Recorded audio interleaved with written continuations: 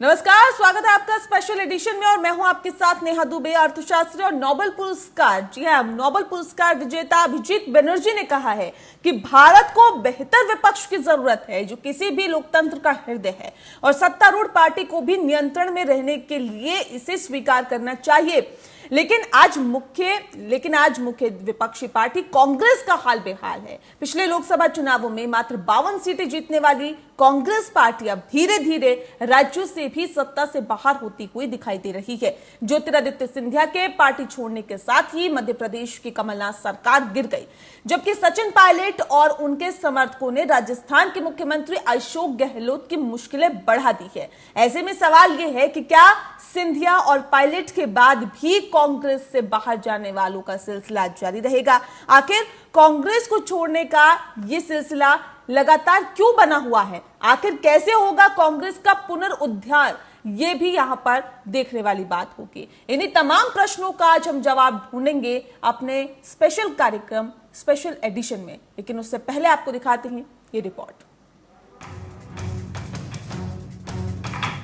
शायद 6 महीने पहले कोई भी ये अनुमान नहीं लगा सकता था कि मध्य प्रदेश और राजस्थान जैसे बड़े राज्यों में कांग्रेस को जीत दिलाने वाले ज्योतिरादित्य सिंधिया और सचिन पायलट कांग्रेस को छोड़ सकते हैं। कांग्रेस ने अगर 2019 के लोकसभा चुनावों के पहले बीजेपी को अगर जरा भी चौंकाया था तो वो राजस्थान, मध्य प्रदेश और छत्तीसगढ़ में जीत हासिल करके हुआ था। गुजरात में भी कांग्रेस ने नैतिक विजय हासिल कर ली थी।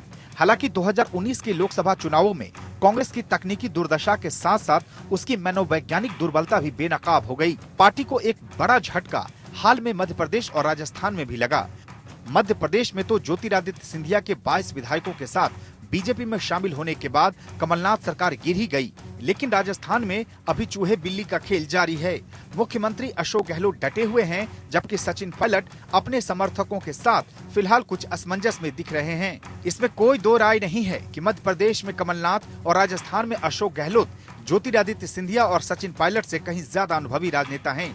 लेकिन एक सत्य ये भी है कि मध्य प्रदेश और राजस्थान में अगर कांग्रेस सत्ता में आई तो इसके पीछे अनुभवी नेताओं की राजनीति या राजनीतिक होमवर्क नहीं था, बल्कि इसमें मुख्य योगदान इन दोनों प्रदेशों में इन्हीं युवा नेताओं का था, जिन्हें आज कांग्रेस खो चुकी है।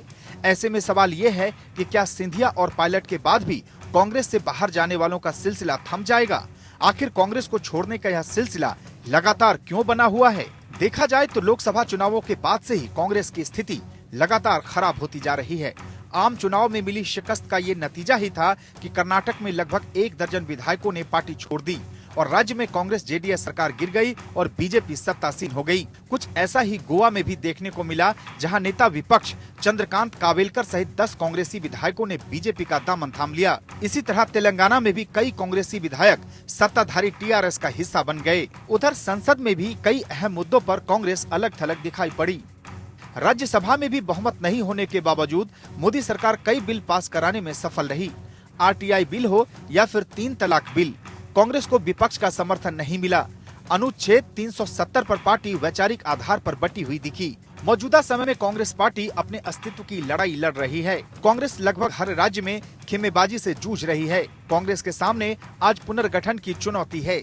जमीनी स्तर पर नया काडर तैयार करने की जरूरत है। जो नेता पार्टी छोड़कर गए हैं उनकी जगह भरनी होगी और ऐसे नेताओं की तलाश करनी होगी जो जमीनी स्तर पर काम कर सकें। साथ ही संसद से लेकर सड़क तक कांग्रेस को एक मजबूत विपक्ष की भूमिका में आना होगा। वर्तमान में ऐसा प्रतीत होता है कि कांग्रेस के पास कोई विश्वसनीय विचार नहीं है। दरअसल पार्टियों के पास एक विचारधारा होती है, भविष्य को बेहतर बनाने का एक सपना होता है। इसी के बल पर किसी पार्टी के साथ स्थानीय स्तर पर कार्यकर्ता और राजनेता जुटते हैं। फिलहाल कांग्रेस के पास इसी विचारधारा का घोर अभाव दिख रहा है। Bureau report.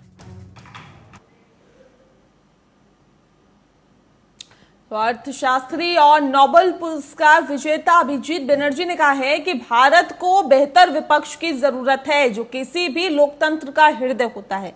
सत्तारूढ़ पार्टी अगर फैसले लेती है और उस फैसले से जनता का नुकसान हो रहा होता है तो मुख्य विपक्षी पार्टी उसका विरोध करती है और ऐसे में सरकार की आंखें खोलने की कोशिश करती है और ऐसे में एक पुख्ता तौर पर एक मुख्य विपक्षी पार्टी का होना बहुत जरूरी है। ऐसे में एक मजबूत विपक्ष का होना बहुत जरूरी है और सत्तारूढ़ पार्टी को भी नियंत्रण में रहने के लिए इसे स्वीकार करना ही चाहिए। लेकिन आज देश की मुख्य विपक्षी पार्टी कांग्रेस का हाल बेहाल है। आपको बता दें कि 2014 में जब लोकसभा चुनाव हुए थे तो तकरीबन 40 के आसपास सीटें कांग्रेस ने जीती थी और 2019 में जब लोकसभा चुनाव हुए तो ये सीटें बढ़कर 52 हो गई। और ऐसे में ये सीटें जिस रफ्तार से बढ़ रही है, जाहिर तौर पे कांग्रेस के लिए तो चिंताजनक बात है ही, लेकिन ये देश के लिए भी हानिकारक है, क्योंकि मुख्य विपक्षी पार्टी भी मजबूत स्थिति में होनी चाहिए, ताकि अगर सत्तारूढ़ पार्टी किसी तरह का फैसला लेती है जिससे कि लोगों को नुकसान हो, या फिर ऐसे फैसले, ऐसे डिसीजन जिससे कि आम लोगों को नुकसान हो, ऐसे हालात जिससे कि आम लोगों की दिक्कतों में इजाफा हो, महंगाई बढ़े और तमाम ऐसे विषय अगर देखे जाएं तो इसके खिलाफ सत्तारूढ़ पार्टी की आंखें खोली जा सके, इसके लिए मजबूत विपक्ष का होना लोकसभा में बहुत जरूरी है।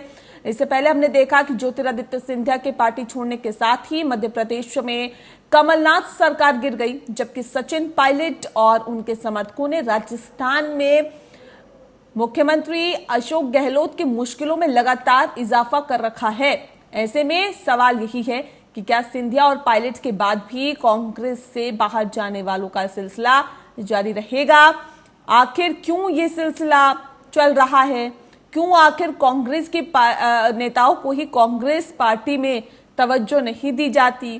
क्यों उन्हें बाहर का रास्ता अख्तियार करना पड़ता है? क्यों किसी दूसरी पार्टी का दामन थामना पड़ता है? इन तमाम सवालों के आज हम जवाब ढूंढेंगे और दरअसल जवाब इस बात का भी लेंगे, क्या कांग्रेस पार्टी को पुनरुद्धार की जरूरत है, और है तो किस स्तर पर है? इन्हीं तमाम सवालों का आज हम जवाब ढूंढेंगे।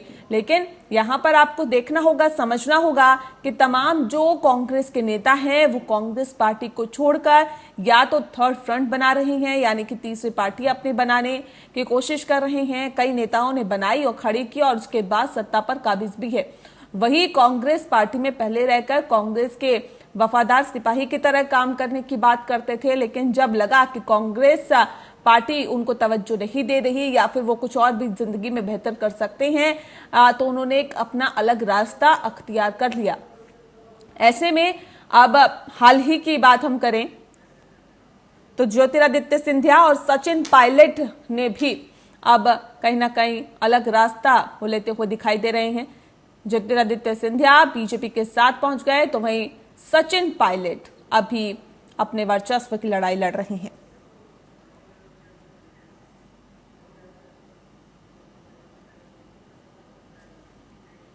और चलिए इस विषय पे आज हम तफसील से चर्चा करेंगे, जानेंगे कि दरअसल जो हालात और जो स्थितियां बनी हुई है, क्या वाकई उस स्थितियों के अंदर कांग्रेस को पुनरुद्धार की जरूरत है? इन तमाम सवालों का आज हम जवाब ढूंढेंगे। हमारे साथ खास मेहमान मौजूद हैं, उनसे आपका तारुफ करा देते हैं। हमारे साथ अशोक सिंह जी जुड़ गए हैं, प्रवक्ता हैं कांग्रेस के। अशोक जी, बहुत स्वागत है हमारा आपका। साथ ही हमारे साथ सचिन भल्ला जी जुड़ गए हैं, राजनीतिक विश्लेषक हैं। सचिन जी, आपका भी बहुत स्वागत है। हमारे साथ डॉक्टर मनोज राजौरिया जी भी जुड़ गए हैं, सांसद है बीजेपी के।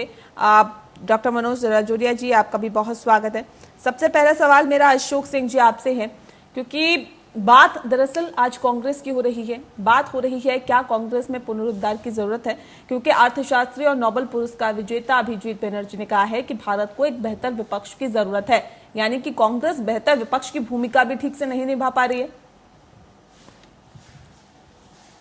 अशोक जी, नेहा, जिस तरह की सियासत भारतीय जनता पार्टी देश में कर रही है, 2014 के बाद जिस तरीके से चुनी हुई सरकारों को तोड़कर विधायकों को खरीदना, अपने राज्यों में विधायकों को पहुंचा देना, ये देश देख रहा है। विपक्ष की जिम्मेदारी होती है, हम लंबे समय तक सत्ता में रहे हैं मगर इस तरह का कृत्य हमने नहीं किया कि विधायकों, देखिए बिहार में क्या हुआ, नीतीश को विसर्जन घोटाले की धमकी डराकर ईडी और सीबीआई का डर दिखाकर, फिर गोवा में क्या हुआ, मणिपुर में हुआ, कर्नाटक में हुआ, महाराष्ट्र में रातों रात शपथ दिला दी गई। तो ये लोकतंत्र को बेचने का जिस तरीके से मोदी सरकार कर रही है, सवाल कांग्रेस को थान की, तो कांग्रेस एक विचारधारा है और हम अपनी विचारधारा से न हटे और जनता के बीच में कांग्रेस लगातार काम कर रही है। हम सत्ता से बाहर रहे या सत्ता के अंदर रहे, मगर सवाल है कि लोकतंत्र क्या मजबूत विचारधारा है रहेगा, कांग्रेस की? तब कहीं देश चलेगा। क्या जिस विचारधारा तरीके है से कांग्रेस की लोकतंत्र सर? को तोड़ने का भारतीय जनता पार्टी सर काम क्या कर रही विचारधारा है इतिहास कांग्रेस जब की? भी और उस लिखा विचारधारा जाएगा। से तमाम नेता अलग रुख क्यों अपना रहे हैं, अलग रास्ता क्यों अपना रहे हैं? नहीं, देखिए मैंने कहा ना, देखिए जिन लोगों को जाना है वो जाएं, हमने कहां रोका है, मगर चुनी हुई सरकार को जिस तरीके का तोड़ने का भारतीय जनता पार्टी प्रयास कर रही है, ये देश भी देख रहा है और देश जवाबदेही भी मांग रहा है। सवाल यह है कि आपने कर्नाटक में भारतीय क्या जनता किया, पार्टी मध्य प्रदेश में क्या किया, गोवा में क्या किया, मणिपुर में क्या किया, तोड़ कौन रहा है, लालच, पैसा, धन कौन लगा रहा है इसके पीछे, कौन लोग हैं? आज तो राजस्थान के कद्दावर नेता हैं। राजस्थान की आप बात करें, राजस्थान पे ही बात कर लीजिए ना सर, सुन लीजिए ना, सुनिए राजस्थान की अगर आप बात कर रहे हैं तो क्या बीजेपी ने राजस्थान की सियासत में भूचाल लाया, या सचिन पायलट ने, या फिर गुटबाजी ने, किसने? तो बीजेपी के नेहा जी बीजेपी के कद्दावर नेता है ना। कैलाश मेघवाल ने तो साफ कहा है कि बीजेपी को नाटक बंद कर देना चाहिए, चुनी हुई सरकार को नहीं तोड़ना चाहिए। वो तो बीजेपी के कद्दावर नेता है, वसुंधरा राजे के बड़े करीबी हैं। उन्होंने आज बोला है कि नहीं बोला है? तो कहीं ना कहीं मध्य प्रदेश में क्या किया इन्होंने? सवाल इस बात का है कि लोकतंत्र को जिंदा रहने देगी मोदी सरकार के नहीं? क्यों खरीद फरोख्त की सियासत कर रही है? जनता ने अगर बिहार में इनको मैंडेट मिला था क्या? महाराष्ट्र में रातों रात इन्होंने तो शपथ दिला दी। आप पूरा ठीक है बीजेपी पर फोड़ रहे हैं। आपकी कांग्रेस के अंदर सर, कांग्रेस के अंदर गुटबाजी जो है या खेमेबाजी जो है, क्या ये उसका खामियाजा कांग्रेस नहीं भुगत रही? आप फैसला कर ले, नेहा जी कह देंगी वो तो नहीं मानी जाएगी। कांग्रेस के जिम्मेदार कार्यकर्ता होने के नाते कह रहे हैं कि हम जिम्मेदार अशोक गहलोत कह रहे हैं। आप नेहा की बात मत मानिए, आप अशोक गहलोत की बात मानिए ना। अशोक जी, अगर पैसा राजस्थान के मुख्यमंत्री की बात मानिए। दो आप राजस्थान के मुख्यमंत्री की बात मानिए ना अशोक जी, आप हमारी बात क्यों मान रहे हैं? राजस्थान के मुख्यमंत्री अगर ये कहते हैं कि मेरी सचिन पायलट से पिछले 1.5 साल में कोई बात नहीं हुई, तो आप मुझे बताइए कि कैसे तालमेल बैठाएंगे, कैसे आप शासन करेंगे, कैसे सत्ता पर काबिज ठीक से हो पाएंगे और कैसे जनता का भला करेंगे? सर नेहा जी, जिन मुद्दों को लेकर सत्ता में बैठे, जिन मुद्दों को लेकर चुनाव होता है उन मुद्दों को मैनिफेस्टो होता है। हम सरकार लगातार काम कर रही है, मगर मेरा सवाल आप मोदी बीजेपी से मैनिफेस्टो पे कोई काम नहीं हो रहा, सियासत देश में कर रही है। भाई आपकी पार्टी के नेता कह रहे हैं ना, सचिन पायलट आपकी ही पार्टी में दिग्गज नेता माने जाते थे, जिनके नाम पे वोट पड़े, जिन्होंने 5 साल घूम घूम कर काम किया, जिन्होंने तमाम प्रदर्शन किए, रैलियां की, जनसभाएं की, लोगों को जागरूक किया और बताया कि कांग्रेस के पक्ष में वोट करें। वही कह रहे हैं कि मैनिफेस्टो पे काम नहीं हो रहा।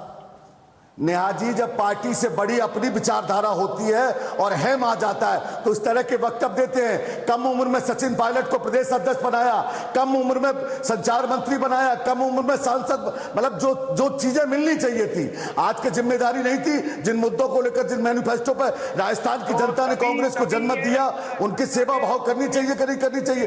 मगर मैं और हेम और तोड़ने की साजिश जो भारतीय जनता पार्टी की है, जनता के बीच में जाए, जनता तय करेगी। जो भी इन्होंने किया, जो ये कर रहे हैं, ये तो लोकतंत्र की दोनों मिलकर हत्या कर रहे हैं। इनको ये नहीं पता कि इस टाइम हमारे देश में कोरोना की महामारी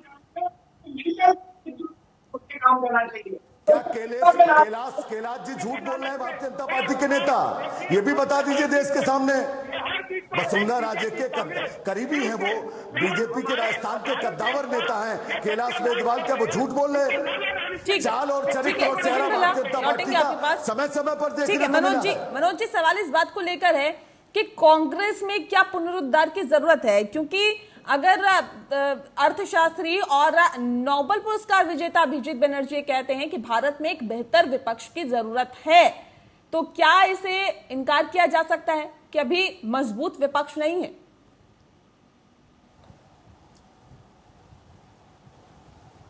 देखिए, मैं अपने मनोज जी, विचार है, सचिन जी लौटेंगे आपके पास, आएंगे सर।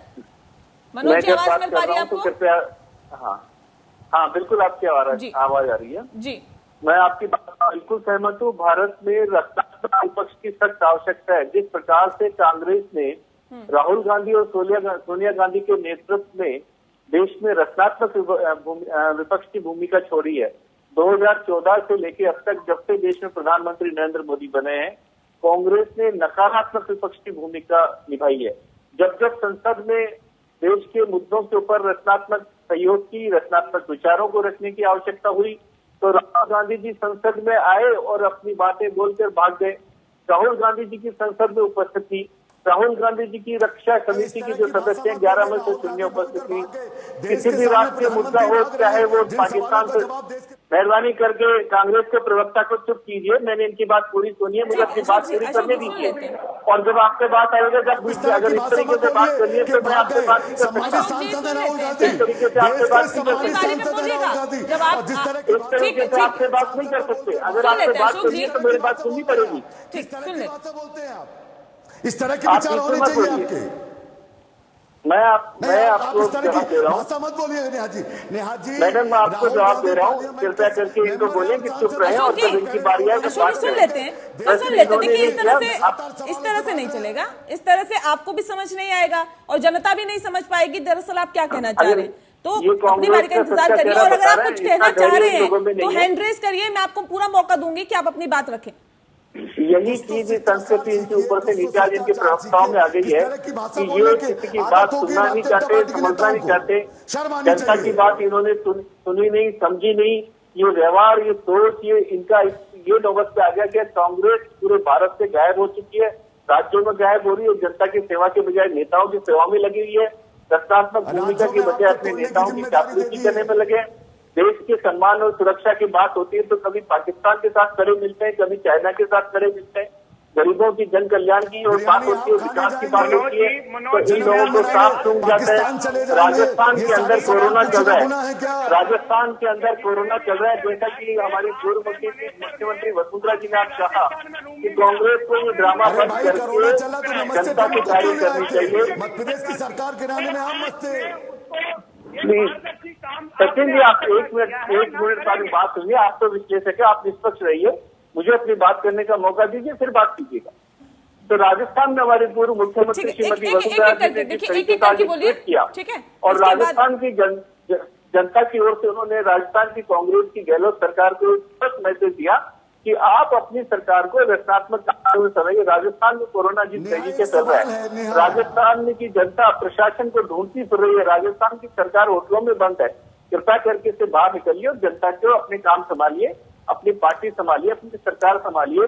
क्यों आप भारतीय जनता पार्टी के नेताओं पर झूठी एफआईआर कर क्यों भारतीय अपने नेताओं पर झूठे एसओजी की रिपोर्ट बनाकर, क्यों दबाव की राजनीति कर इस चीज को ध्यान जनता से हटा रहे अपनी असफलताओं से। मैं आपसे आग्रह करूंगा कि ऊपर से लेकर नीचे तक कांग्रेस को सचिन जी से रिएक्शन ले लेते हैं। सचिन जी, क्या वाकई जिस बात का जिक्र अभी डॉक्टर मनोज राजौरिया जी कर रहे थे कि कांग्रेस पार्टी खुद अपने नेताओं को नहीं संभाल पा रही है और ऐसे में दूसरों पर दोषारोपण किया जा रहा है, क्या वाकई ये सही है? क्या आपको लगता है कि कांग्रेस पार्टी अपने नेताओं को संभालने में नाकाम साबित हो रही है? ये मैं पहले एक ही बात बता दूं कि इतनी हमारे देश में महामारी फैल रही है कोरोना की और कितने लोग मर रहे हैं, अभी तक इसकी कोई मेडिसिन नहीं बनी।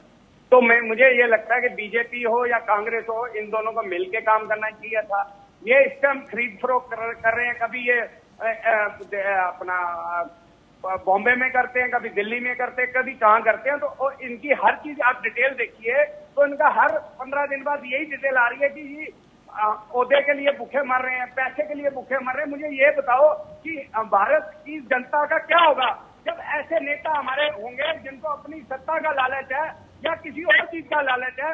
मैं मनोज जी से पूछना चाह रहा हूँ कि जितने भी विधायक किए इन्होंने मनेसर में लाके 5 स्टार होटल में जाके इन्होंने उनको पैक ही किया, एक तरह का ब्लॉक कर दिया। जैसे राजस्थान सरकार वहां से पुलिस आई और हरियाणा पुलिस ने इनको पीछे बैक डोर से निकाल दिया। और आज आप देखेंगे कि कांग्रेस के काफी बड़े नेता के 10-12 करोड़ रुपए उनके नजदीकी लोगों से मिल रहे हैं। तो मुझे कहीं ना कहीं इन दोनों की मिला भिगती लगती है, जिस कारण इन्होंने भारत का, मैं तो कहूंगा, सत्यानाश इन दोनों उन्होंने किया हुआ है, बीजेपी और सरकार कांग्रेस ने मिलके। और ये मैं एक ही इनसे बात करना चाहता हूँ कि आपको भी पता होगी नेहा जी कि भारत में सबसे अच्छा एरिया जो है राजस्थान को गिनते हैं घूमने के लिए। तो मैं कह रहा हूँ जितने विधायक हैं उनको लाके मनेसर में क्यों इन्होंने बंद किया? और उसके बाद इनको ये पता था कि वहाँ बीजेपी की सरकार है और यहाँ पे इनको कोई नहीं छेड़ पाएगा।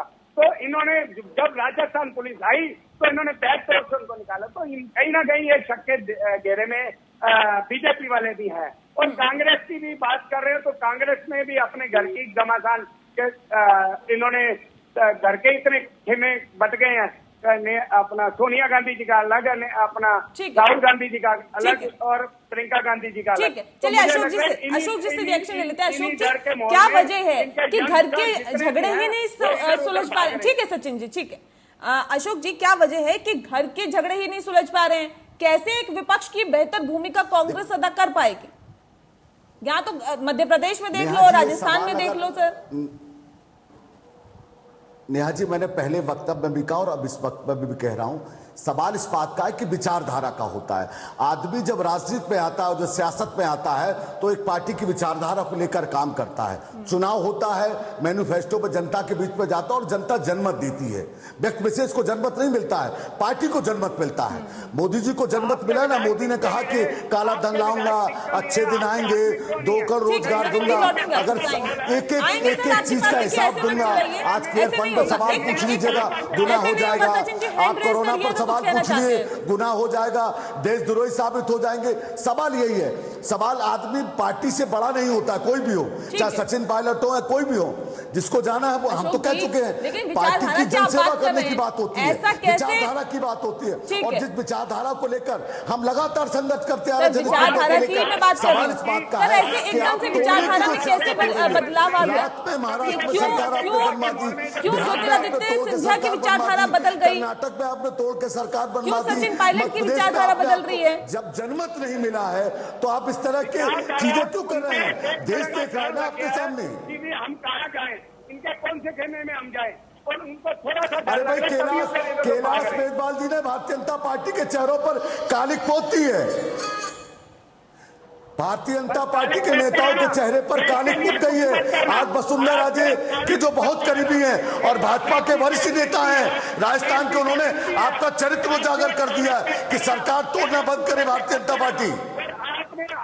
अशोक जी, एक सेकंड। सचिन जी, मैं आपसे अनुरोध कर चुकी हूँ कि जब आपको बोलना हो तो हैंड रेज करिए सर, ऐसे बीच बीच में मत बोलिए। जब आपको बोलना, आप बोलना चाहते हैं, हैंड रेज करिए, मैं आपको मौका दूंगी कि आप अपनी बात रखें। ऐसे आप बीच बीच में बोलेंगे तो ठीक नहीं रहेगा। अशोक जी, सवाल इस बात को लेकर है, सर आप विचारधारा की बात कर रहे हैं, मेरा सीधा सा सवाल ये है कि विचारधारा किस तरह से बदल रही है? आप कांग्रेस के नेताओं की बात करें, इससे पहले भी हमने देखा कि किस तरह से कांग्रेस को छोड़ जो नेता हैं वो अपना दूसरा रास्ता निकाल आते हैं, या फिर दूसरी पार्टी बना लेते हैं, या फिर दूसरी पार्टी बनाकर सत्ता पर काबिज भी हो जाते हैं। वही कांग्रेस के नेता जो आज दूसरी पार्टी को मजबूत कर रहे हैं, क्या नहीं लगता कि वो कांग्रेस में रह के वो कांग्रेस को मजबूत कर सकते थे या करते? क्यों उनको मौका नहीं दिया जाता कांग्रेस में आगे बढ़ने का? नहीं, क्यों नहीं मौका दिया गया? कि क्या नहीं दिया ज्योतिरादित्य सिंधिया जी को?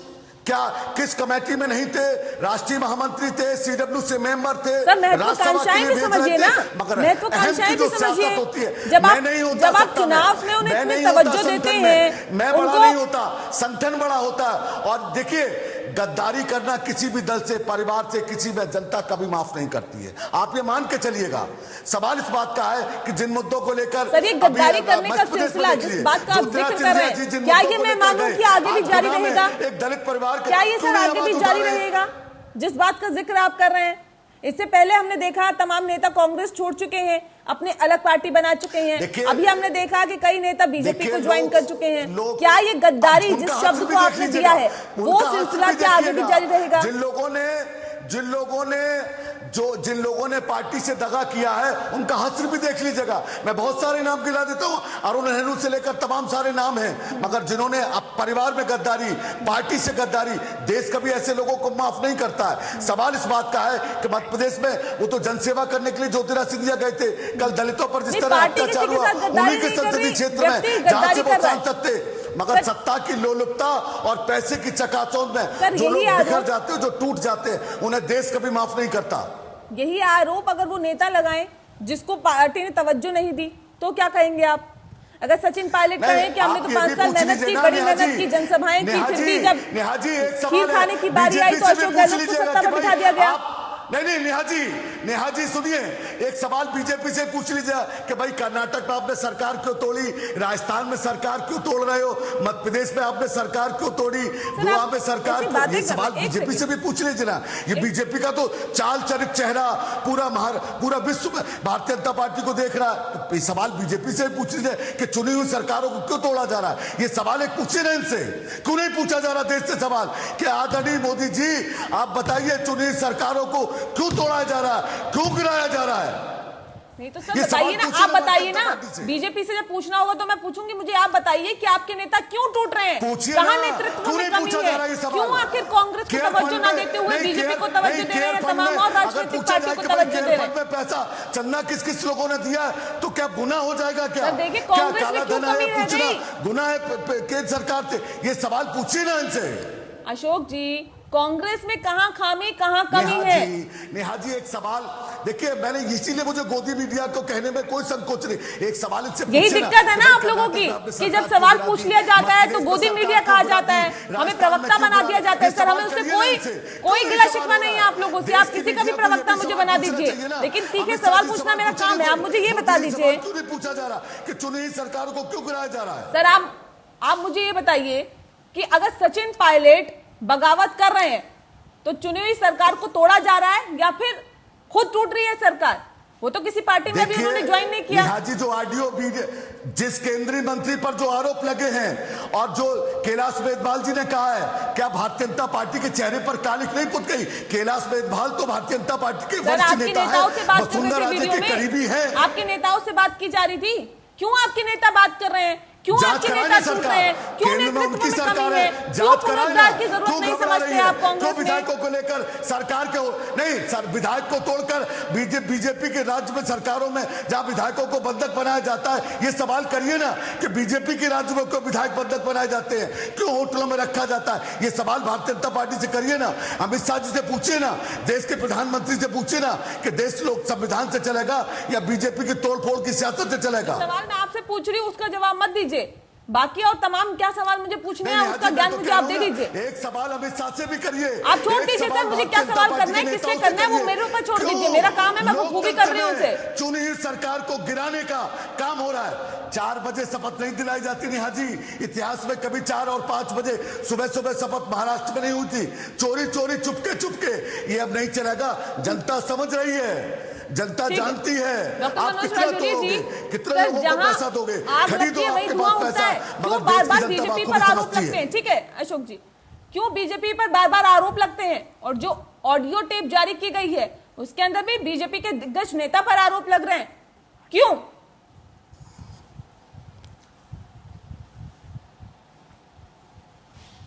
किससे बात कर रहे हैं? हेलो डॉक्टर मनोज राजौरिया जी मनोज जी आपसे। नेहा मैं आपको बताना चाहूंगा, जो हमारे मित्र कांग्रेस के प्रवक्ता अशोक जी जो बात कर रहे हैं, मुझे लगता है कि जो ये कारण की खोज में नहीं जा पा रहे, मैं इनकी मदद करना चाहूंगा और आपके माध्यम से देश को बताना चाहूंगा। और अगर ईमानदारी से कांग्रेस में सुनने की समझने की क्षमता होगी तो कोई आश्चर्य नहीं है कि जनता कांग्रेस का भी सम्मान कर सकती है। लेकिन जो तरीका है, मेरे मित्र को बताना चाहूंगा कि अपने तरीकों को सुधार करें और कांग्रेस की विचारधारा जिस तरीके से समाप्त हो चुकी है, कांग्रेस की नेताओं में जो नीचे नेता है, कार्यकर्ता, उनका इनके राष्ट्रीय लीडरशिप में विश्वास खत्म हो चुका है, आपस में इनका समन्वय और संपर्क समाप्त हो चुका है। उसी का इन सब कारणों के कारण ही आज इनके अंदर, इनके परिवार में बगावत की नौबत आ चुकी है। आज वो बगावत को, ये कांग्रेस के माथे, कांग्रेस की कमियों को और उसकी बगावत को भारतीय जनता पार्टी के नेताओं पर आरोप लगाकर अपनी कमजोरियों को छुपाए तो कब तक छुपाएंगे? आज ये हमारे ऊपर दोष लगा रहे हैं कि मानेसर में बंद है, हमने बंद किया। अरे आपके अंदर झूठ बोलने की भी एक हद होती है। आपके वो डिप्टी सीएम, आपके विधायक हैं, आपके हिम्मत है तो जाके भारतीय जनता पार्टी के खिलाफ एफआईआर उनके परिवार वालों से बोलिए कि नोट कराए, और उनके परिवार वालों से बोलिए कि आप अपने नेताओं के खिलाफ बाकायदा बोलिए कि उन्होंने एफआईआर करवाई हुआ, वो जवाब देंगे। आप झूठ कब तक चलाएंगे ऐसे? अपने लोगों को कब तक भ्रमित करेंगे?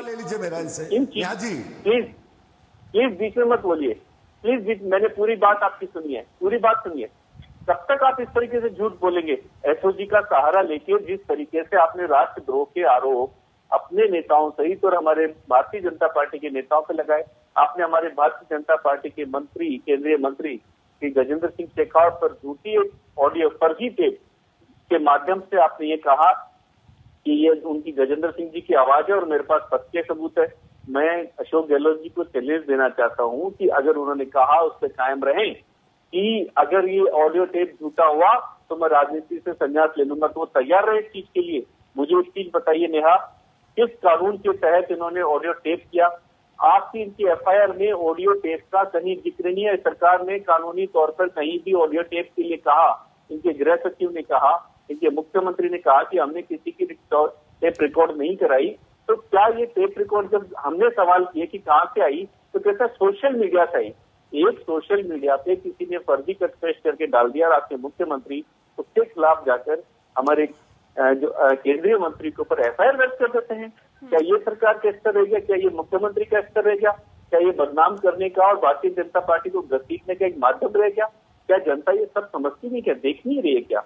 अरे आपको डाउट था, शक था, तो आप अपने एसओजी नहीं, भारत की नहीं, अंतर्राष्ट्रीय किसी भी संस्थाओं से वीडियो टेप की जांच कराते, उसके बाद में इतने बड़े एसपी का नाम आना कराया गया। सवाल इस बात को लेकर भी है कि क्या कांग्रेस के नेताओं पर भरोसा नहीं रहा कांग्रेस को या फिर अशोक गहलोत को? हमारी पूर्व मुख्यमंत्री वसुंधरा जी ने जिस तरीके से हमारे पार्टी के साथ में पूरे परिवार के साथ लेके चल रही है, आप जबरदस्ती हमारे बातों को बीच में क्यों ला रहे हैं? आप अपना घर संभालिए, अपना घर संभालेंगे। ठीक है सर, चलिए इसमें बातचीत हम लगातार जारी रखेंगे। एक लोकतंत्र में बहुत जरूरी होता है कि एक मजबूत विपक्ष भी हो। कांग्रेस पार्टी जहां तमाम राज्यों में शासन कर रही थी, या वहां से भी कहीं ना कहीं अब शासन उखड़ता हुआ नजर आ रहा है। तमाम और राज्यों की बात करें, केंद्र की बात करें, और वहां से भी अब बेदखल होती जा रही है। तो जाहिर तौर पे ऐसे में सवाल ये उठता है कि क्या अब कांग्रेस को पुनरुद्धार की जरूरत है?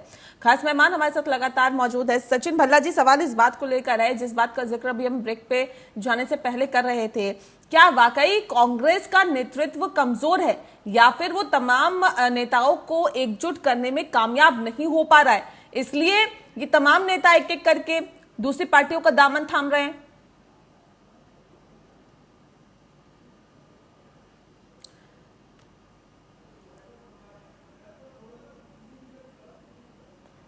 सचिन जी, आवाज मिल पा रही है आपको?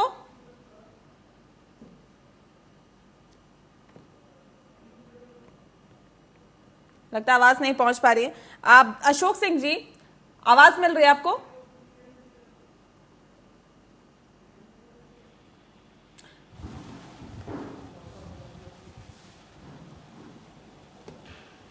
लगता है अशोक जी को भी आवाज नहीं मिल पा रही है। लेकिन यहां हम आपको बता दें कि सबसे महत्वपूर्ण और बड़ा सवाल यही है कि कांग्रेस को क्या अब जरूरत है कि एक नए सिरे से पार्टी को एक बार फिर से खड़ा किया जा सके।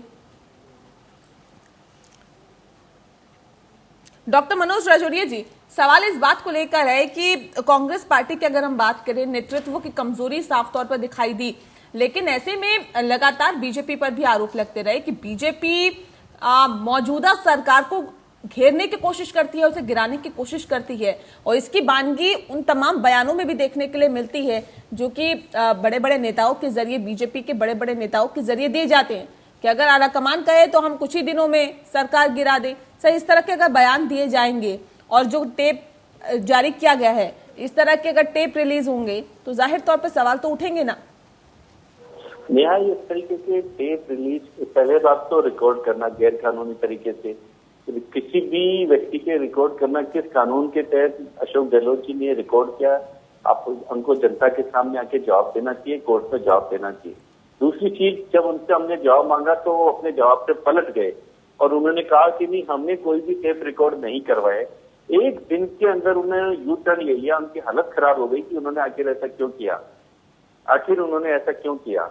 और ये जब नौबत आ गई तो उन्होंने किसी बाद में बयान दिया कि सोशल मीडिया से हमको ये टेप प्राप्त हुआ। एक सोशल मीडिया से किसी भी एडिटेड ऑडियो के माध्यम से वो भारत सरकार के केंद्रीय मंत्री पर एफआईआर कराने की एक मानसिकता रखते हैं, इसका मतलब सोचे कि अंदर से कितने घबराए और डरे हुए। मानसिकता की बात है ना सर, तो मानसिकता अगर बीजेपी के नेताओं की तरफ से सरकार गिराने की रखी जाती है तो क्या नहीं लगता है कि ये लोकतांत्रिक देश के लिए हानिकारक है?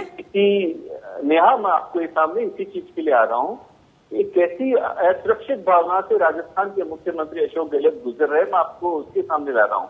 इस असुरक्षित भावना से जो कहते हैं कि राजस्थान में जादूगर है, निश्चित रूप से आपको मानना पड़ेगा कि राजस्थान के वो राजनीति के जादूगर हैं। कि किस तरीके से उन्होंने अपने जादू से राजस्थान में कांग्रेस की जो अन्य शक्तियां थी, इस जादू का उन्होंने उनको समाप्त करने में काम लिया। किस तरीके से राजस्थान में जो अन्य कांग्रेस की राजनीतिक भविष्य की शक्तियां हो सकती थी, उनको कैसे कमजोर किया जाए, राजस्थान में किस तरीके से कांग्रेस को ही अपने ही परिवार को कमजोर किया जाए, मारा जाए और उसका आरोप भारतीय जनता पार्टी से कैसे लड़ा जाए, इस चीज के वो निश्चित रूप से जादूगर है। हम उसकी कला को हम लोग राजस्थान के लोग ढंग से जानते हैं, लेकिन अपनी इस कला के कारण वो अपने केंद्रीय नेतृत्व के सामने एक बड़े हीरो बनने के अपने आप को साबित कर रहे हैं। देखिए जी, ऐसा हो जाता राज्यसभा में, नहीं तो बीजेपी 2 सीट ले जाती, अगर मैं नहीं होता तो पता नहीं क्या हो जाता, लेकिन मैं देखो कितना बड़ा नेता हूं, मैंने 2 सीट ला दी। अरे 2 सीट तो आपकी पहले ही आ रही थी जनाब, आप जो इतना ड्रामा करके राज्यसभा में अपने आप को बहुत बड़ा नेता साबित करने की कोशिश कर रहे हैं। भारतीय जनता पार्टी ने 2 कैंडिडेट खड़े कर दिए, तो आपके अंदर घबराहट होगी, इसका मतलब आपको कमजोरी थी अंदर। बिना बात आपने बहुमत ले लिया, 123 वोट आपको जब राज्यसभा में मिले, उसके बावजूद आपने अपने नेताओं के, बाकी सभी नेताओं के फोन टेप किए। क्यों है सुरक्षा टीम थी? उस टेप के बावजूद आप कह रहे हैं कि हमने कोई टेप नहीं किया। तीसरी चीज, आपने अपनी ही पार्टी की सेकेंड लाइन को पूर्ण रूप से नेस्तनाबूद कर दिया, बदनाम कर दिया। आप अपने विधायकों को और मंत्रियों को यह आरोप लगा रहे हैं कि वो 25-25 करोड़ रुपए लेके बिकाऊ है, उनके ऊपर आप राष्ट्रद्रोह के मुकदमे दर्ज कर रहे हैं, उनकी जनता में आप छवि खराब कर रहे हैं। इसका मतलब ये हुआ कि उन्होंने एक तीर से कई निशाने साध रहे हैं। पहला निशाना कि भारतीय जनता पार्टी के राष्ट्रीय नेतृत्व को बदनाम करने की कोशिश करना, भारतीय जनता पार्टी के जो सीनियर नेता उनको बदनाम करना। दूसरा निशाना कि राजस्थान के अंदर जो उनसे जो बाद में जो शक्तियां हैं, जो कि लोकतंत्र में अशोक गहलोत जी के अलावा भी दम रखती है, उनको समाप्त करना। तीसरा, उनके केंद्रीय नेतृत्व श्रीमती सोनिया गांधी और राहुल गांधी जी के सामने अपने आप को बहुत बड़ा राष्ट्रीय नेता साबित करना। ये सारे एक तीर से कई निशाने वो साध रहे हैं, लेकिन सबसे बड़ा निशाना जिसके लिए जनता ने उनको मैंडेट दिया था, जिनके चुन के उनको मुख्यमंत्री बनाया था, उन सबसे उनको कोई मतलब नहीं है। अशोक गहलोत जी का पूरा ध्यान सिर्फ और सिर्फ अपनी कुर्सी बचाने पे लग रहा है। मनोज जी, लेकिन लोकतंत्र में बनी हुई सरकार और चुनी हुई सरकार में सेंध लगाना, क्या ये नहीं लगता कि लोकतांत्रिक मूल्यों का हनन है? नेहा, भारतीय जनता पार्टी ने ऐसी कोई सेंध न तो लगाई है, न लगाने की मंशा रखती है, न लगाएगी। मुझे समझ में नहीं आ रहा कि अपनी पार्टी की कमजोरियों नेहा जी, मैं बता दूं, नेहा जी, नीतीश के बारे में भारतीय जनता पार्टी ने क्या कहा था? डीएनए में खराबी है, नीतीश को तोड़ने का, सृजन घोटाला का, ईडी और सीबीआई का डर दिखाया इन्होंने। उसके बाद महाराष्ट्र में क्या किया? 5 बजे शपथ दिला दी इन्होंने। ये भारतीय जनता पार्टी का चेहरा है। ये कांग्रेस, मुझे लगता है राहुल गांधी जी के घर पे जाके इन्होंने कोई पानी पी के आए होंगे, शायद वो असर इन पे आ गया है। किराया किसने दिया? जब विधायकों को बिठाकर आप कर्नाटक ले गए, कर्नाटक में किसकी सरकार थी? गोवा में आपने क्या किया? और कैलाश मेघवाल जी ने बोला, वो सही बोला कि नहीं बोला, ये बता दीजिए, या कैलाश मेघवाल गलत बोल रहे हैं? आप चुप रहिए, अशोक जी आप चुप रहिए, बात सुनिए पूरी, हिम्मत है। नहीं, चुप आप रहिए, आप ये कोई रैली का मंच नहीं है, या प्रवचन ना सुनाइए। ये बताइए ना, ये बताइए ना कि मध्य प्रदेश में सरकार पूरा देश का कोरोना चला रहा था, आप नमस्ते ट्रम्प कर रहे थे और मध्य प्रदेश सरकार गिरा रहे थे। आप विधायकों को खरीदते हैं, ये देश देखता है और जानता भी है। समय देखिए, इतिहास में आपका जो चरित्र है भारतीय जनता पार्टी का, ये खरीदने में लगी है, में लगी है। आप देखिए ना, अशोक जी, आपके पास क्या ऑफिस है, पूरा मौका आपको दिया जाएगा। सचिन जी से सवाल है मेरा, ठीक है सचिन जी, सवाल इस बात को लेकर है कि जिस बात का जिक्र हम लगातार कर रहे थे, क्या कांग्रेस में वाकई नेतृत्व की कमी है? क्योंकि अगर राहुल गांधी अध्यक्ष पद से इस्तीफा देते हैं तो अध्यक्ष पद पर एक मजबूत अध्यक्ष को स्थापित करने के लिए बहुत वक्त लग जाता है, तकरीबन 2 से 3 महीने का वक्त लग जाता है। तमाम जगह देखा जाता है, तमाम जगह छानबीन की जाती है, कोई तो अध्यक्ष मिल जाए, लेकिन फिर 10 जनपद की बारी आती है और सोनिया गांधी को एक बार फिर गद्दी दे दी जाती है। कैसे देखते हैं इसे आप? देखिए, ये तो इनका एक पुश्तैनी इनको एक प्रॉपर्टी मिल रखी है। जो कांग्रेस वाले इसकी घर के ही बनेंगे, प्राइम मिनिस्टर भी ये बनेंगे तो घर का ही सब कुछ करेंगे, अध्यक्ष भी यही बनेंगे। कई चीजें ऐसी हैं इन खेमे में, इस चीज का डर है कि ये नहीं, ये घर है, ये पार्टी है, ये घर है, ये पार्टी है सर। पार्टी नेहा जी, अजीब सवाल होता है। देश में गांधी परिवार कब से सत्ता में नहीं है? अशोक जी ने 10 साल यूपीए सरकार में राहुल गांधी प्राइम मिनिस्टर थे क्या? राहुल गांधी सांसद थे। और जो लोग आज गद्दारी कर रहे हैं अशोक जी सुन लीजिए, सुन लीजिए सर। इनको तो संसद माफ करेगा, देश माफ करेगा। बीजेपी के साथ और गांधी कहलाने के लिए के साथ बॉम्बे में इन्होंने जो गठबंधन किया उसी से इसका पता लग जाता है। जनसेवा करने के लिए जितने भी भ्रष्टाचारी इनके हैं, जितने भी भ्रष्टाचारी इनके पूरा ग्रुप है, वो देखने को मिल रहा है। बीजेपी का और कांग्रेस का, मैं यही विषय दोनों ठीक है, ऐसे चाहता हूँ। ठीक है सचिन जी, ठीक है, ठीक है। अशोक जी, यही विनती है कि कम से कम अभी इतनी महामारी के टाइम थोड़ा सा ये बाद में कर लेना। पहले गरीबों को जो जिनके लिए इनको आज तक सत्ता में लाया गया है, उसके लिए जो काम करना चाहिए वो करें। ठीक है अशोक जी सवाल सुन लीजिए सर, एक सेकेंड। ऐसे नहीं ना, आप जो बोलना चाहते हैं वो नहीं सुनना हमने सर। जो हम सवाल पूछ रहे हैं उसका जवाब दीजिए। शपथ क्यों दिलाई गई? अशोक जी सवाल मैं पूछ रही हूँ, उसका जवाब दीजिए ना सर। सवाल इस बात को लेकर है कि क्या गांधी परिवार को अपने वर्चस्व का खतरा पैदा होता हुआ दिखाई देता है क्या? जो काबिल नेताओं को आगे तवज्जो नहीं दी जाती, काबिल नेताओं को आगे नहीं बढ़ाया जाता। सचिन पायलट की बात करें, ज्योतिरादित्य सिंधिया की बात करें। नेहा जी मुझे बताइए ना, 30 मिनट में मैं आपको वक्तव्य दे रहा हूं। सचिन पायलट को क्या नहीं बनाया कांग्रेस ने? केंद्रीय मंत्री, प्रदेश अध्यक्ष, उप मुख्यमंत्री। और बनना क्या चाहते थे मुझे बताइए ना। और क्या चाहिए? वो बनना क्या चाहते थे? को क्या नहीं बनाया? उनको प्रदेश अध्यक्ष बनाकर जब कमान सौंपी गई थी, वो बनना क्या चाहते थे? बलिदान किया, आवाज उठाना गुनाह हो गया क्या? हाँ तो ठीक है, सचिन पायलट ने आवाज उठाई तो क्या गुनाह हो गया? भारतीय जनता पार्टी की अशोक नेहरू जी की बात करने लगे। अगर नेहरू जिंदा ना होते तो इस तरह की नेहरू जी ने देश के निर्माण में जो भूमिका अदा की उसको भुलाया जा सकता है? आज केयर फंड में सवाल पूछ लीजिए आप प्रधानमंत्री से, पूछ सकता है कोई? नहीं पूछ सकता। क्यों नहीं भाई? आप नमस्ते ट्रंप को क्यों ले आए जब देश में कोरोना था? आज 10 लाख है, आज फिर तोड़ रहे हैं विधायक, उसी खरीद फरोख्त में लगे हुए। मध्य प्रदेश में विधायक नहीं तोड़े इन लोगों ने। गोवा महाराष्ट्र में क्या बजे शपथ दिलाई थी इन्होंने? देश जानता है ना सारी चीजों को। तो ये कैलाश मेघवाल ने झूठ बोला है क्या? वो भी भारतीय जनता पार्टी का दावा नेता है कि नहीं है? सर दूसरी पार्टी आपकी पार्टी में सेंध लगा रही है, सरकार में सेंध लगा रही है, इस तरह का आरोप लगातार जब से प्रोग्राम शुरू हुआ तब से लगा रहे हैं। सुन लीजिए आप मौका क्यों देते हैं? सुन लीजिए सर, चोरी करना भी अपराध होता है, अशोक जी, और सेंध लगाना भी अपराध होता है। फोन टैपिंग क्यों कराई गई?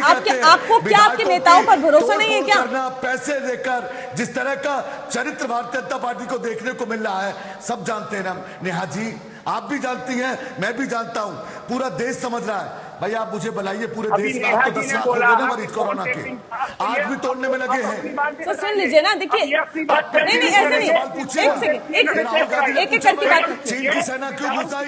राहुल गांधी देशद्रोही है, पाकिस्तान चले जाओ। सचिन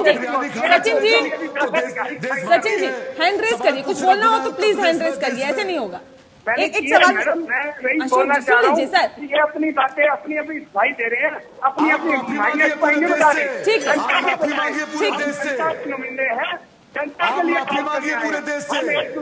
जिस तरह की लोकतंत्र की हत्या भारतीय जनता पार्टी लगातार करती आ रही है। नहीं आप मुझे ये बताइए अशोक जी, एक सेकंड सुन लीजिए ना सर। आप जितना रट के आए मुझे नहीं सुनना है ना, आप जितना रट के आए हैं, ये चुनावी मंच नहीं है आपका सर, मुझे नहीं सुनना है वो सब चीजें, दर्शक नहीं सुनना चाहते। आप जवाब दीजिए ना जो सवाल पूछा जा रहा है आप उसका। एक सेकंड सचिन जी ठीक है, रुकिए एक मिनट रुकिए। और कुछ कहना चाहते तो हैंड रेस करिए, मैं आपसे बार बार ये अनुरोध कर रही हूँ। अशोक जी सवाल इस बात को लेकर है, क्या कांग्रेस के नेताओं पर भरोसा नहीं है क्या आला कमान का? टेप क्यों करवाई गई? फोन टैपिंग क्यों करवाई गई? देखिए नेहा जी, मैंने पहले भी कहा कि पार्टी बड़ी होती है, पार्टी की विचारधारा बड़ी होती है। मैं नहीं होता पार्टी में, हम होते हैं, और हमको लेकर पार्टी की विचारधारा ये है कि फोन टैपिंग करवाई जाए सेवा में काम करती है। पार्टी की विचारधारा क्या है? जो लोग तोड़ रहे हैं ना, मेरा सवाल भी ले लीजिए ना, भारतीय जनता पार्टी के नेता बैठे हैं, कैलाश मेघवाल झूठ बोल रहे हैं क्या? 5 बजे महाराष्ट्र में जो शपथ दिलाती थी एक चैनल ANI को बुलाकर, वो गलत था क्या? मध्य प्रदेश में विधायक तोड़े, वो सही था, राष्ट्रभक्ति थी। मेरे सवाल का आप जवाब नहीं दे रहे। नीतीश को डालाकर डीएनए की बात करते थे, नीतीश को डालाकर बिहार में सरकार तोड़ी, गोवा में तोड़ी, मणिपुर में तोड़ी, ये सारे सवाल है ना देश के सामने। क्या कांग्रेस जवाब के देना चाहिए नेताओं लोगों पर को। कांग्रेस आला कमान को भरोसा नहीं है क्या? ये सीधा सा देखिए, सवाल है देश मेरा। भरोसा करता है कांग्रेस पे, इसीलिए हम राजस्थान में जीत के आए, इसीलिए हम मध्य प्रदेश में जीत के आए, इसीलिए हम कर्नाटक में जीते, मगर इसीलिए हम बिहार में जीते, इसीलिए हम महाराष्ट्र में जीते। मगर तोड़ और फोड़ जिस तरह पैसे की जो सियासत भारतीय जनता पार्टी कर रही है, रातों रात खरीदती है। के आला कमान ने फोन टैपिंग क्यों कराई? नेहा जी, एक सवाल का जवाब आप दे दीजिए। जिन विधायकों को मध्य प्रदेश से कर्नाटक ले जाया गया, वो किसका था? उसके पैसे किसने दिए थे? ये बताया जाएगा देश के सामने। सर, जो सवाल मैं पूछ रही हूँ सर, फोन टैपिंग क्यों कराई गई? किसने की है? किसने कराई है? ने कहा है कि अगर हमने की है तो सरकार कहेगा ईडी सीबीआई तो सब इनके पास है, इनकम टैक्स इनके पास है, जांच कराए सरकार। एसओजी की बात करती है तो एसओजी किसके अंडर काम करती है? दे देना चाहिए केंद्रीय मंत्री को। किसने कराई है क्यों फोन नहीं टैपिंग? प्रधानमंत्री ट्वीट कर रहे हैं भाई? क्यों नहीं जांच करा रहे हैं? जांच सरकार कराए ना, देश में इनकी सरकार है। कल विधायक को रातों रात शिफ्ट करा दिया इन्होंने। अरे भाई लाइए ना, हम इन्हीं की सरकारों में क्यों जाके छुप जाते हैं विधायक? छोटी सी बात करना चाह रहा हूँ। नहीं, अब हम आने वाले वक्त में माने क्या कांग्रेस के कैलाश जी झूठे हैं क्या? आपके नेता है भारतीय जनता पार्टी के, वो तो वसुंधरा जी के बहुत करीबी है। क्या अशोक जी हम आने वाले वक्त में भी माने कि कांग्रेस के और नेता किसी दूसरी पार्टी का दामन थाम सकते हैं या थर्ड फ्रंट खड़ा कर सकते हैं? कांग्रेस सोनिया गांधी के नेतृत्व में, राहुल जी के नेतृत्व में पूरे प्रदेश में एक हम देखिए जनता के बीच में हम खरीदने की सियासत नहीं करते। लोकतंत्र का चेहरा कैलाश जी ने जिस तरह की इतिहास गवाह है, ये परिपाटी तो आपकी दी बीजेपी हुई के है। नेताओं पर काली कुद गई है जो खरीद फरोख्त की सियासत करते कांग्रेस हैं। पार्टी की परिपाटी है सर ये, जिसमें तमाम राजनीतिक पार्टियां भी चलने का काम कर रही है। देखिए, नेहरू के टाइम से किस तरह से खरीद फरोख्त की राजनीति को बढ़ावा दिया है, ये आप भी जानते हैं। खरीदने की सियासत करती हो, कांग्रेस एक विचारधारा है। सर वो उस विचारधारा को लोग छोड़ते जा रहे हैं। कौन जा रहा है छोड़ के? कौन नहीं गया मुझे बताइए। महाराष्ट्र की बात करें, शरद पवार आपकी पार्टी से निकले हैं, तृणमूल कांग्रेस बनाई गई, ममता बनर्जी आपकी पार्टी से निकली हुई है, जगनमोहन रेड्डी आपकी पार्टी से निकले हुए हैं। सर आपकी पार्टी से ही निकले हुए नेता आज अपनी पार्टी खड़ी करके शानदार तरीके से राज्य पर शासन कर रहे हैं। हमारी चिंता मत करिए नेहा जी, गोदी मीडिया हमारी चिंता न करे, सवाल पूछिए। चिंता आपकी नहीं है, चिंता देश की है कि एक मजबूत विपक्ष की भूमिका भी कांग्रेस अदा नहीं कर पा रही। हम तो जनता के बीच में काम कर रहे हैं। अरे भाई नीतीश को डीएनए की बात डॉक्टर मनोज रजोरिया को डर के ठीक है सर, ठीक है, सरकार गिरा दिया आपने, उसके बाद नीतीश के साथ हो गए। ठीक है सर, हम कार्यक्रम के आखिरी पड़ाव में है, मैं एक सवाल सबसे ले लेती हूँ। ठीक है डॉक्टर मनोज रजोरिया जी, सवाल इस बात को लेकर है कि तमाम जो नेता कांग्रेस से आ रहे हैं बीजेपी में, आप उनका बाहें खोलकर स्वागत कर रहे हैं, बीजेपी बाहें खोलकर स्वागत कर रही है। अब सचिन पायलट अगर यहाँ पर आते हैं तो क्या होगा रिएक्शन बीजेपी का?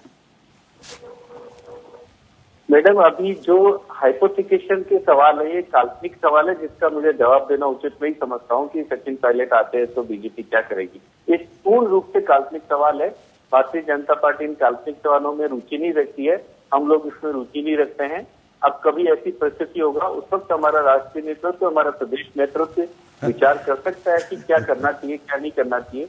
इसलिए ऐसे काल्पनिक सवालों के हम जवाब दें, ये उचित नहीं है।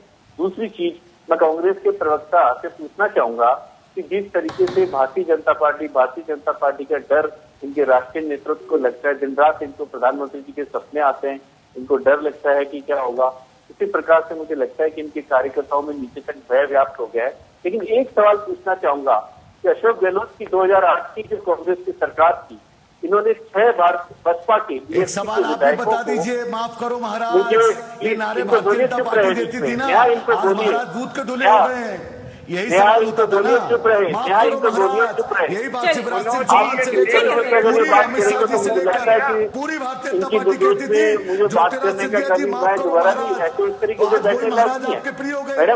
कांग्रेस दरअसल यहाँ पर आज हमने जो सवाल उठाया था और जिस मुद्दे को लेकर हम हाजिर हुए थे, यही कि कांग्रेस क्या कमजोर होती जा रही है। सर कि माफ आप अपनी कीजिएगा, बात वक्त बोलते की हैं मेरे तो पास कमी है राजौरिया जी, और बोलिए, मुझे यहाँ पे इनसे वाइंड अप बोलिए करने कि की इस जरूरत पर है, करना क्योंकि पड़ेगा। बहुत शुक्रिया आप सभी मेहमानों का हमारे साथ इस खास चर्चा में शामिल होने के लिए। सवाल इस बात को लेकर कि क्या कांग्रेस में पुनरुद्धार की जरूरत है, आखिर क्या वजह है कि कांग्रेस को छोड़ते जा रहे तमाम नेता। युवाओं की पार्टी कभी कही जाती थी, लेकिन आज युवा ही अपना अलग रास्ता चुन रहे हैं। क्यों कांग्रेस से अलग होते जा रहे हैं ये युवा, और क्यों आखिर कांग्रेस पार्टी कमजोर होती जा रही है? क्या एक नए सिरे से अब कांग्रेस को सोचने की जरूरत है? इस पर आज हमने डिबेट की। इसी के साथ स्पेशल एडिशन में इतना ही। मुझे दीजिए इजाजत। नमस्कार।